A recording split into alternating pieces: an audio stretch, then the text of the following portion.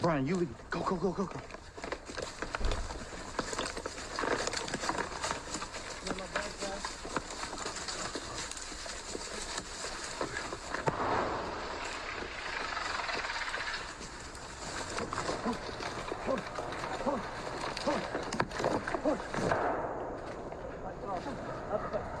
Go! Shoot it, down! Go shoot it, get up the back bar! Up the back bar. Don't go! Keep right!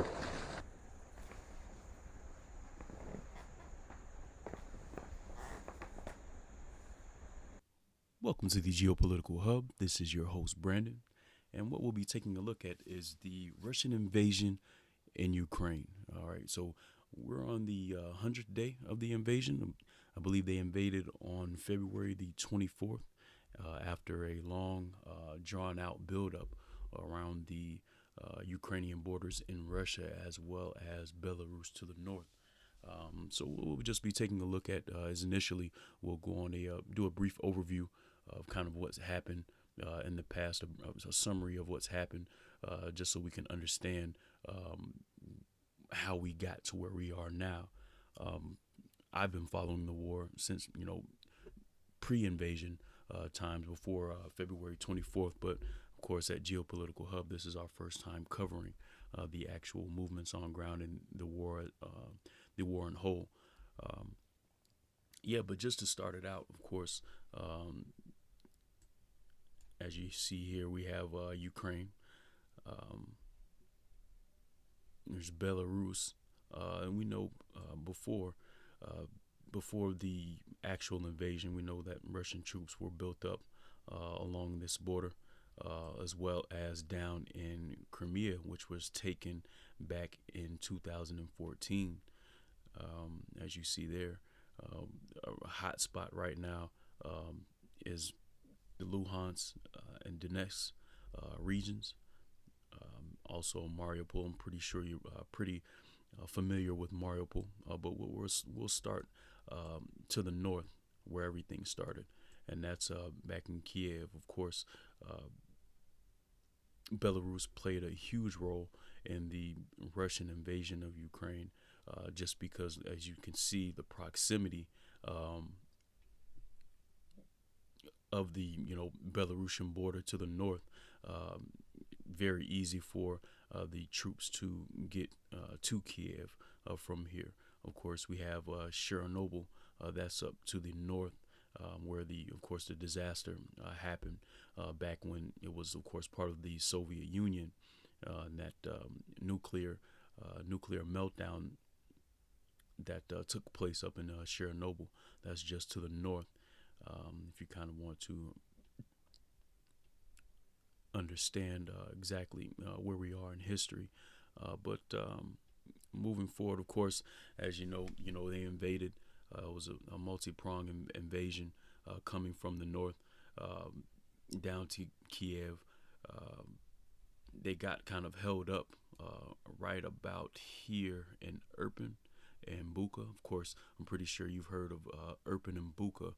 Those were basically some of the first kind of war crimes were starting to show their heads, like in the media. You heard about Bucha, you heard about Irpin, and also Hostomel. That's where they did their first airborne invasion. Right there at the airport, there was a pretty important airport there, because if they were able to take this airport, then of course what they would be able to do is stage planes at that airport to then assault and be able to use that as basically a base of assault going towards Kiev. So that was an airport that was very important. As we know, of course, this is where they got pushed back. They didn't advance any further than really the Irpin area. Of course, there was some fighting in the city, but the large push basically stopped in Bucha. Of course, they were approaching from out in the east as well. They got about, I would say, right here I would say right around here. This is about how far they got before they were able to start pushing back, and Ukrainians were able to start pushing back. There actually was fighting here, though. They were fighting all the way up to Bravary, coming from the eastern flank of Kiev, and those, of course, those attempts were pushed back. Of course, we have the Kiev Oblast here. We also have Chernihiv, which, they were pushed north of Chernihiv. Now all of Kiev is cleared, although they do say that there are some saboteurs still in Kiev. I was reading yesterday that they actually have reinforced a curfew based on that, just so they can kind of key in on those saboteur groups and control those. But yeah, the Chernihiv region, all of the troops, Russian troops, were pushed out of Chernihiv. Sumy, at this point in time, Sumy, they were pushed out of Sumy as well. But there has been some, I would say within the past week, there has been some attacks kind of on the border areas in Sumy. I'm not quite sure what exactly they're trying to do. What I believe they're trying to do is hold, because like as we said before, this is their main push here. So what I believe they're trying to do is continue to try to feint some attacks here, not real attacks, but feint some attacks just to keep those troops, just to keep those troops bolted to the ground there, so they can't, relocate. So, because if they relocate, of course, that's going to bolster the defenses over in this Severodonetsk area, or SD area. We might start calling it SD, just for all of our sakes. But moving forward, of course, Belgorod, this is a very important area where they're getting resupplied from. The main area that they're getting resupplied from right now. In Kharkiv, which most of the troops were pushed out. They pushed all of the Russian troops out of Kharkiv city. And what we're gonna take a look at some more detailed maps here later. But basically the line, I would say the line of control would be a little bit. Russia still has Kozaka Lopan. They still have that area. But the Ukrainian line is starting to push to the north. They have pushed the Russians out of artillery range for the most part, to where they can't really shell the city in itself. They pushed out a good 25 miles, roughly about 25 miles, in order to save the in order to save the civilians of Kharkiv some grief. They pushed those lines out in a counteroffensive. Just recently, they kind of pushed up to Slobodansk. I'm pretty sure that's how you pronounce it. If not, I apologize to any Ukrainians that might be in the room. But this is probably the line of control right about here. They've just taken Vasily and Malavasily, and they're actually moving on this city here, this small city here. If you can see, there's the Russian border. So they've moved here. There's about 2 miles from here. But over to the east, they have taken Ternova, which is, right on that Russian border as well. Of course, there's still fighting going on at this point in time. The Russians trying to take this particular city back. It's kind of went back and forth over the past, I would say, week or so, week to 2 weeks. Also, the Russians are pushing down. They put a tank unit here to kind of battle back. Rubizny, of course, that's been changing hands back and forth as well. But the huge importance here would be the Volochansk, the city of Volochansk. The artillery. The reason why they're fighting over this area so much is because of the artillery. The artillery ranges right now. The artillery range is about, I would say, 25 miles. That's about the range, the maximum effective range right now of some of the 155 millimeter artillery that was sent over from, of course, the West, the U.S., Canada sent howitzers over. There's also some other heavy-duty machinery that's should be coming over pretty soon. That's going to really expand the scope and also change the battlefield significantly for Ukrainians in a positive manner. But basically, if you can see, it's from here to Vovachance. From Rybizny to Vovachance is roughly about maybe 10 miles or so. So that puts that right in the targets of Ukrainian artillery. And as you can see, this is a main road coming down from Belgorod. So the supply lines right now are going down from Vovachance down to Izium. This is the push. They're trying to push from Izium down to encircle this whole area, which they've come up to kind of a halt at this point in time, due to terrain as well as the defensive posturing of Ukraine. They've also gotten over the river, this river here, the SD River, Seversky Donetsk River. They've crossed here at Stary Saltiv. They've crossed here. They've came down and taken Katemlia. I believe that's what, and they've moved up to Zurich, as well as,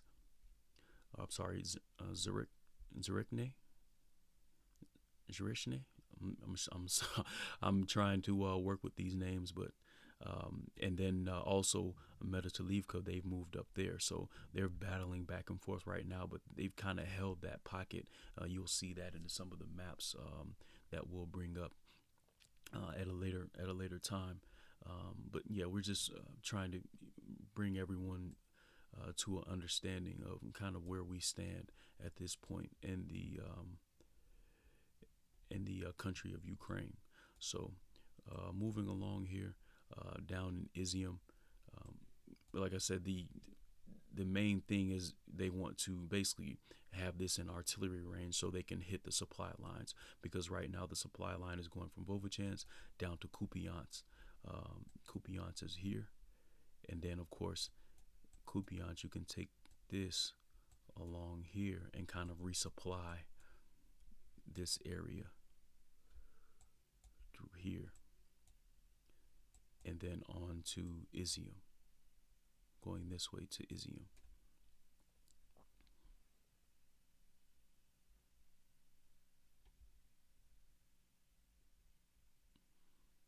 All right, and just to take a look at a broader scope, right now there is some fighting along here. I believe Ukraine just took this vital city back, Velika Komishuvakia. I think that's how you pronounce it. But as you can see, that's a pretty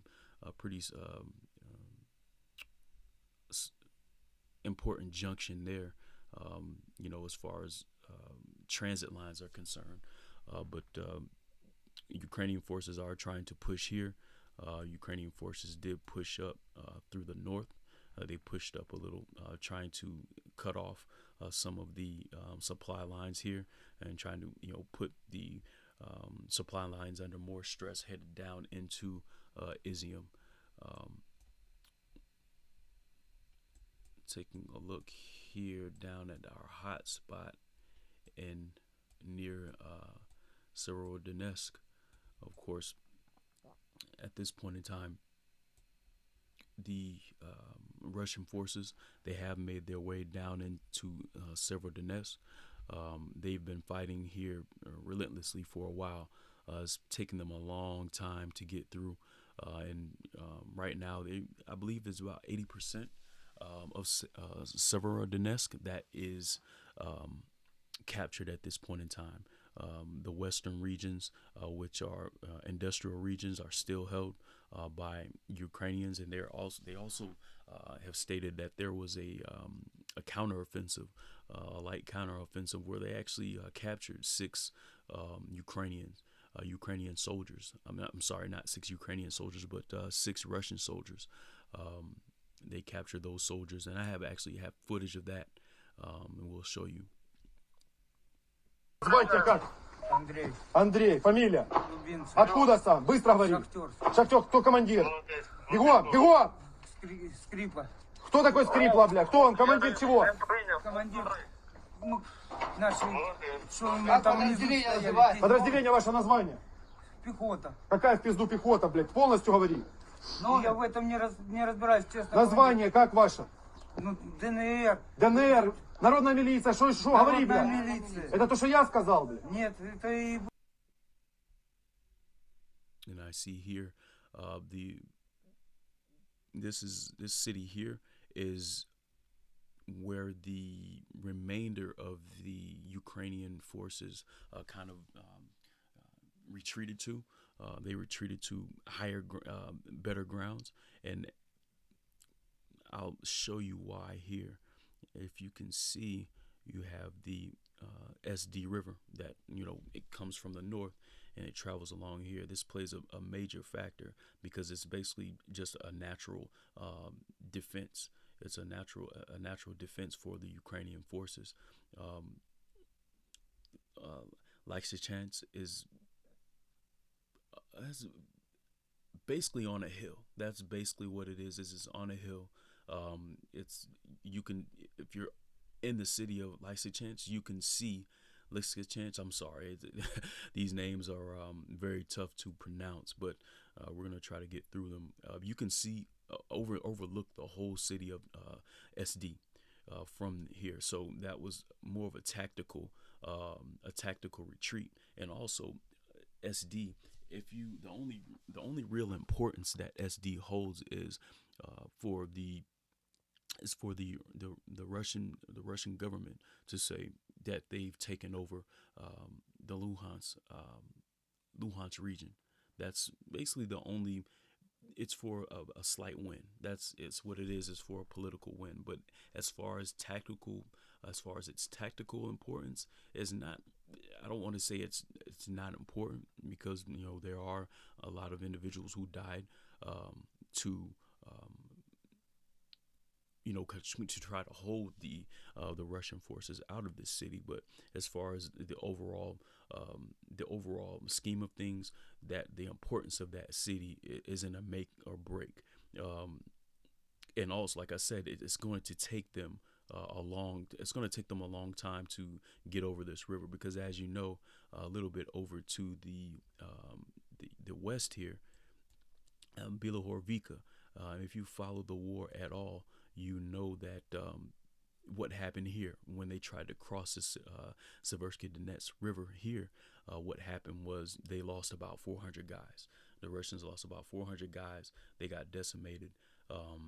And it was all over. I'm pretty sure, like I said, if you follow the war at all, you would know about the river crossing, or the failed river crossing by the Russian troops right over here in Belarus. And there was a few Russian crossings that were unsuccessful. So their non-success here is just kind of forcing them. Right now they're kind of cleaning up these areas right over the top. All of these are basically under Russian control, all along the northern side of the SD River. So that, like I said, that's playing a huge part in slowing down the Russian troops, because they really don't know where to go from here, especially since they had that huge failure across the river earlier in the war. A few weeks ago in the war. So what they're doing now is they're kind of changing their tactic. They're kind of coming around. They're right about here. This is about where they are here.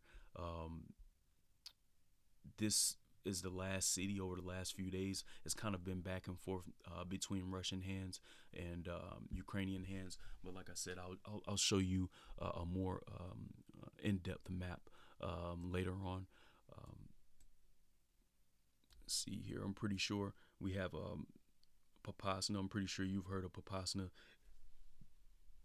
It's a huge flashpoint in the war. As you can see, Bakhmut, this is where they're kind of trying to push to. They're kind of trying to push to Bakhmut, but there's a high ground here where you can oversee these areas as well. The high ground in Bakhmut, you can oversee this over here. Soledar, you can oversee. They're trying to push to these areas. I would say that the Russian forces are right around in this area. And what they're actually doing is they're actually pushing on these. What they've been doing recently, they've gotten down. Russian troops have gotten down to this area, and they're trying to push to cut off this road. What this road would do, cutting off this road would do, is it would cut off vital supply routes coming out of Bakhmut and coming through here, and of course leading all the way over to SD and Lysychansk, where those troops retreated out of SD. What it would do, it would cut off that particular route. Of course, there are other routes. It'll just, it's just optimal. This route is a lot shorter, but of course they can take this route as well, going up through Bakhmut, coming around here, going through Seversk, and coming this way, going through Lysychansk. It'll just take a little longer, and but I mean, it's not a make or break situation. It is a little tough because if they get here, then they can kind of start to circle. That's kind of starting to encircle the actual area, because that is actually what they're trying to do. As we spoke of the river, the Severodonetsk River. So a lot of what they're doing is sitting at the river, consolidating their gains, and they're actually needing to really refit and kind of regroup, because a lot of times their BTGs become decimated. They're basically just throwing men at the problem, and they're catching heavy casualties. So they're kind of in a regrouping stage at this point in time. But moving forward, what they're trying to do is, rather than come down from the north, they're trying to push up from the south. And encircle from the south. So if they're able to encircle from the south, and they cut off this and cut off Lysychansk, they're moving about a mile a day, if that, because like I said, some of the times they're back and forth. Like I said, over over there in that area of Toskivka, they've kind of been back and forth in that area, trying to get Russian troops pushed through, but it's kind of been rough, because Ukraine has been putting up some resistance, some heavy resistance. So everything that the Russians are gaining, they're earning at this point in time. But yeah, that's basically what they're doing. They're pushing out in a few different directions here, going towards, like I said, going towards Bakhmut, and then pushing north, and then pushing out to the northwest, trying to cut that route. Let's zoom out here for a second and move forward. Right now, the lines are right about here. In New York, a lot has been going on in Avdiivka, right outside of Donetsk.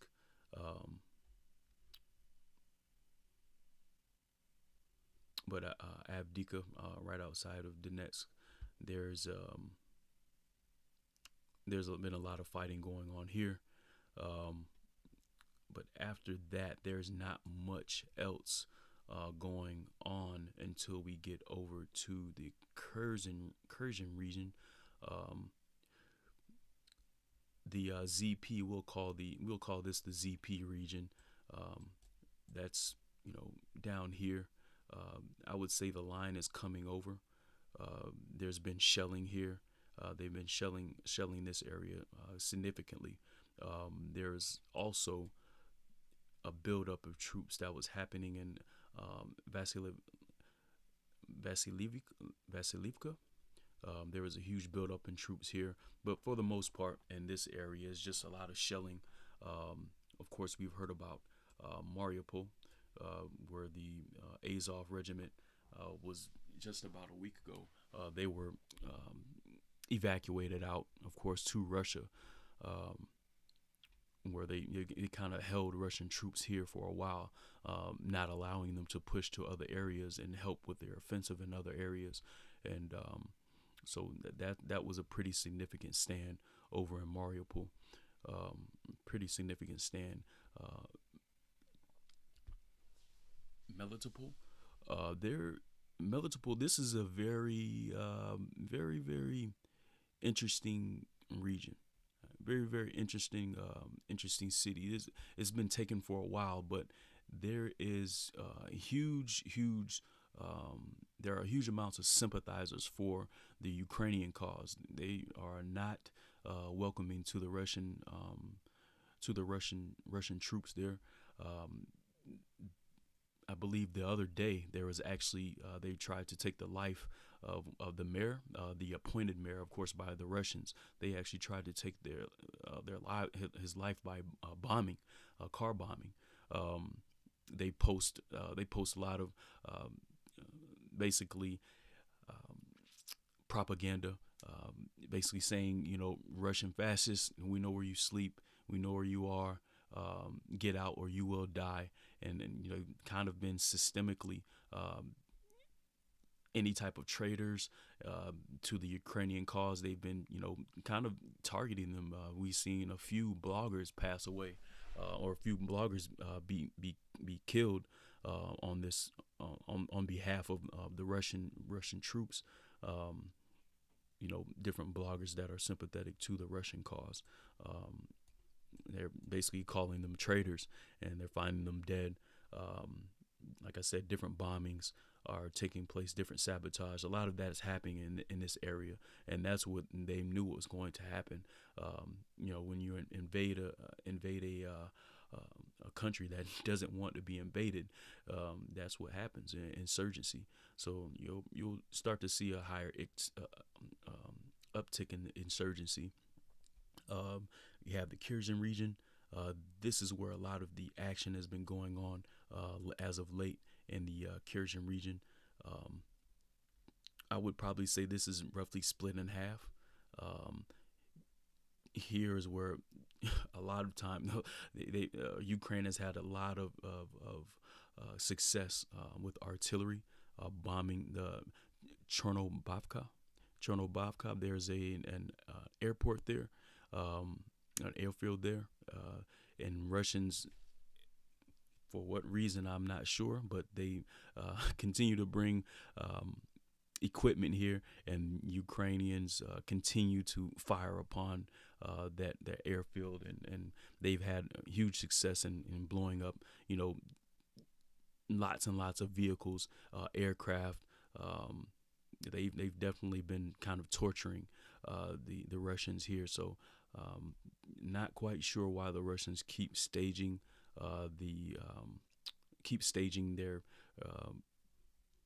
their troops and staging their equipment here. But that has been a huge success of the Ukrainian troops. Looking here, we're going to go up. And like I said, there's some other maps that I'll show you that'll give you a greater kind of insight on, of what I'm speaking of now, because everything is outlined on those. I'll bring those up. But Shnirvika, this is basically the last major city of Russian control in Mykolaiv, because this is right on the edge. It's right on the border of Mykolaiv and Kherson Oblast, and right now Ukrainian troops are actually putting pressure on Shnirvika. They've went on basically like a three-pronged attack where they've gotten bridgeheads over this Inhulets River, basically pushing pushing eastward. One major area right now is here. This is a major crossing here, where they had a bridgehead here, and it's kind of like a triangle right now. They pushed down through here, pushed to this area.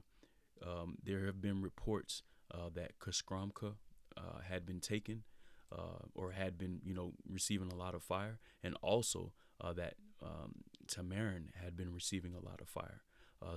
And that was yesterday. So we'll take a look at some other. We'll take a look at some of the adjustments later on. Maybe in our next episode, maybe there might be some more developments here, and there in the Ukrainian movement here. Taking a look outward, we're just going to go up here a little.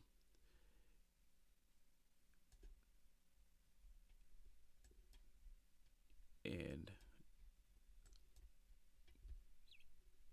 right here is where the Ukrainians are pushing down as well. When they went on the offensive to the south here,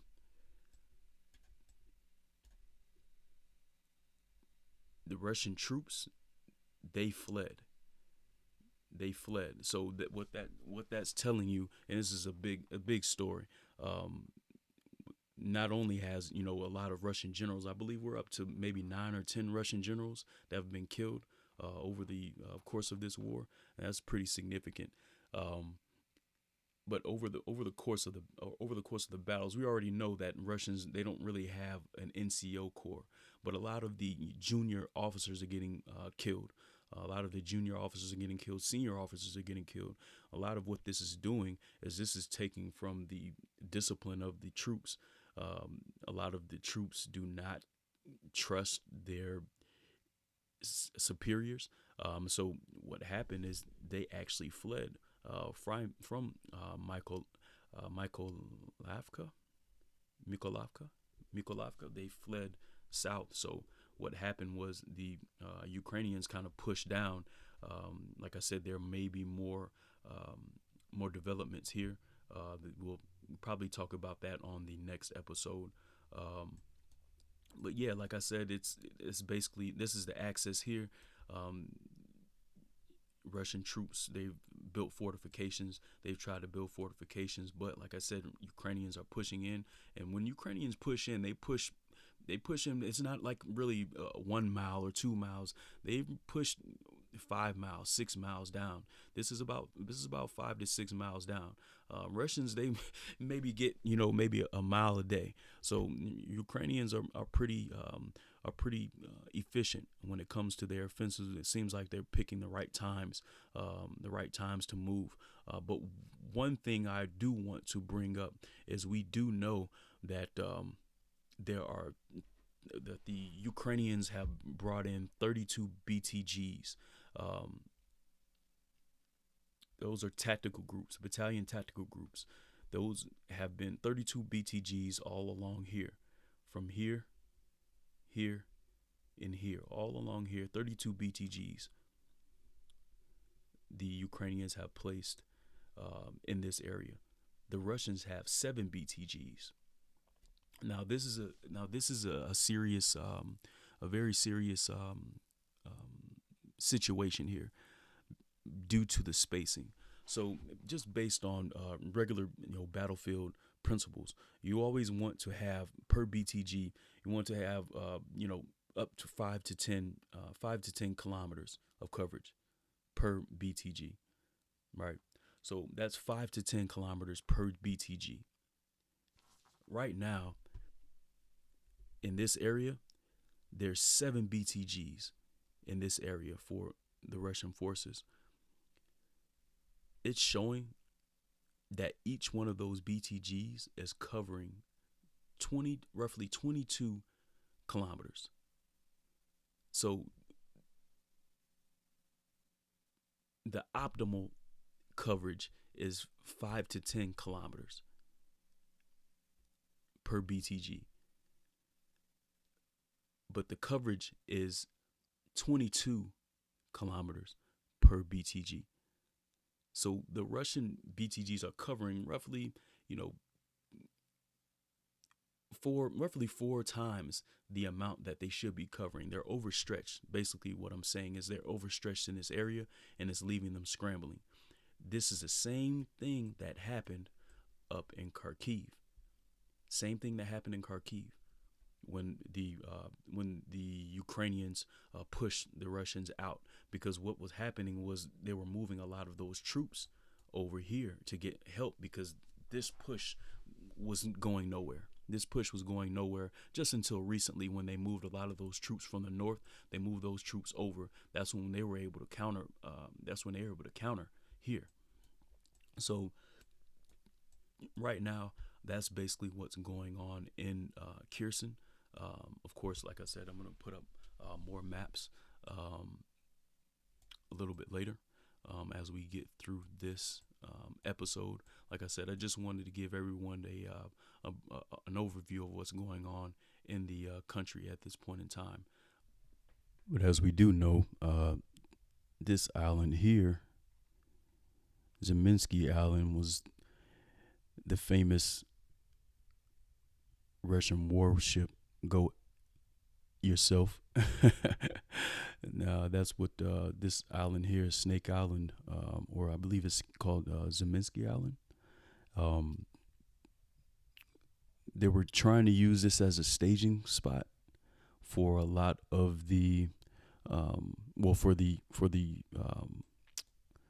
launching on Odessa, but it seems as every time they try to put ships or any type of equipment on this island, it's hastily blown up, and some serious new developments from the West, as you know, that they are sending over harpoons. Harpoons are anti-ship missiles. Those anti-ship missiles will definitely cause Russia some headaches in the future. As we move over here, of course, we have Moldova there. And we have Transnistria, which is right over here.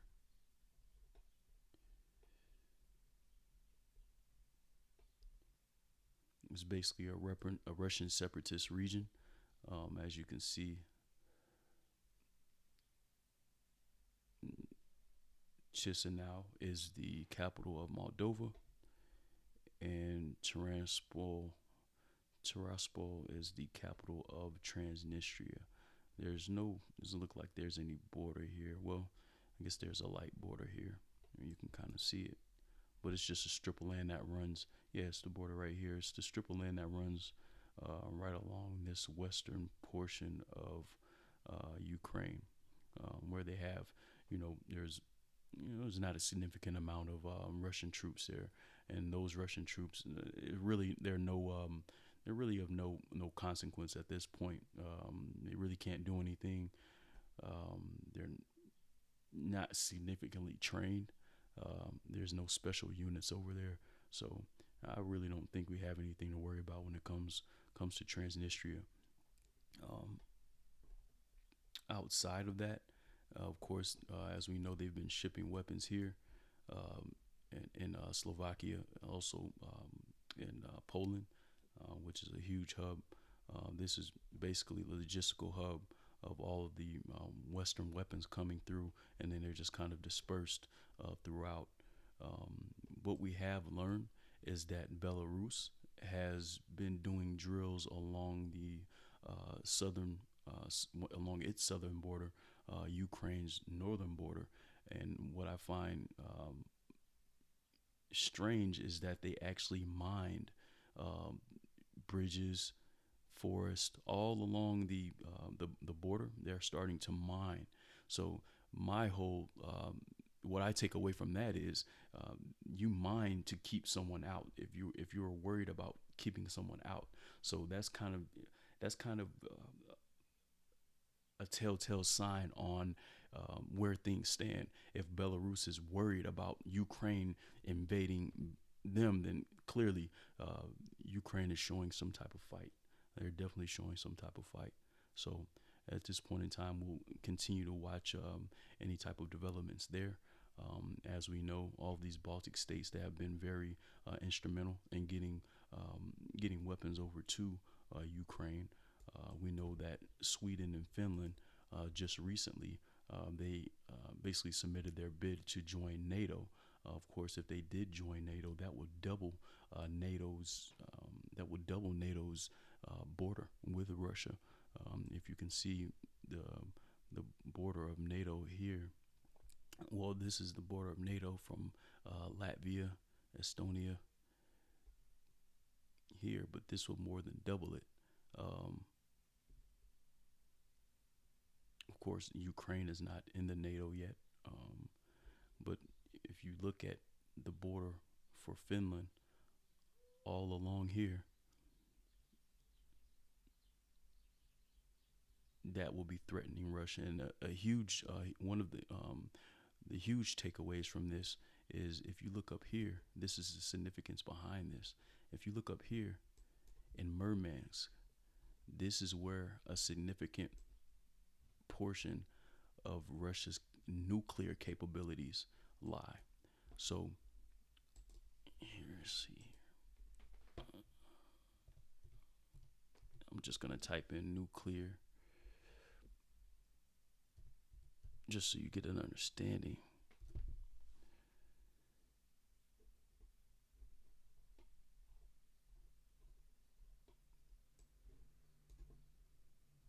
And if you look here, you can see Russian Navy base pier, Delta class nuclear power ballistic missile submarine. You can just see where a lot of the nuclear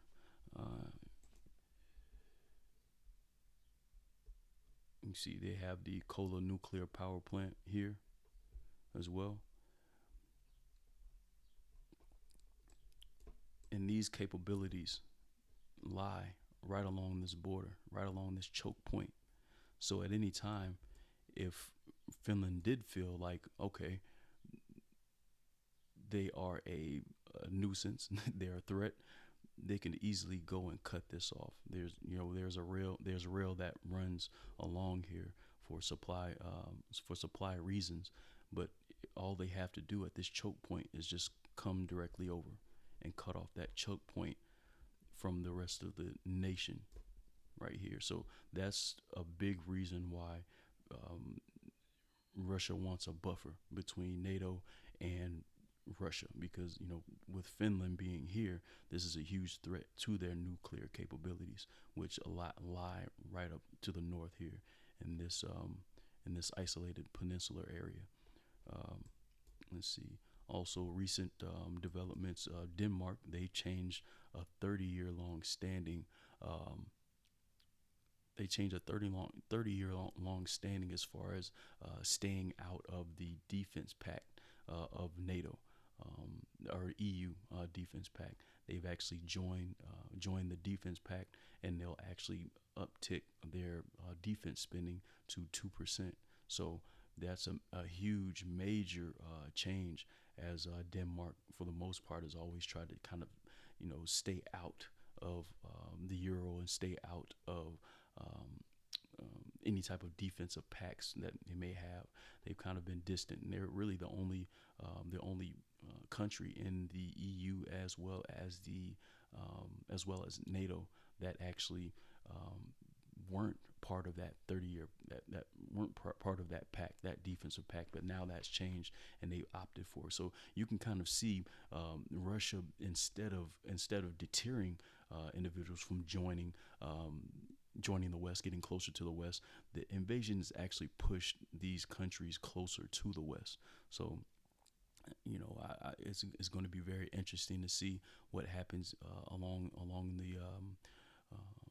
the timeline moving forward. Of course, it's going to be very interesting with you guys, experiencing the rest of this war And of course, we're going to be, we're going to be getting daily updates here. Every day there will be daily updates. Like I said, next time we'll get into the maps, as far as the detail maps. But I will bring up those detail maps at the end of this here, just to give you a viewpoint of what I was speaking of earlier. I don't necessarily need the maps to kind of explain things. So, but moving forward, that's how we will be doing things. Is we'll be explaining things through the movements.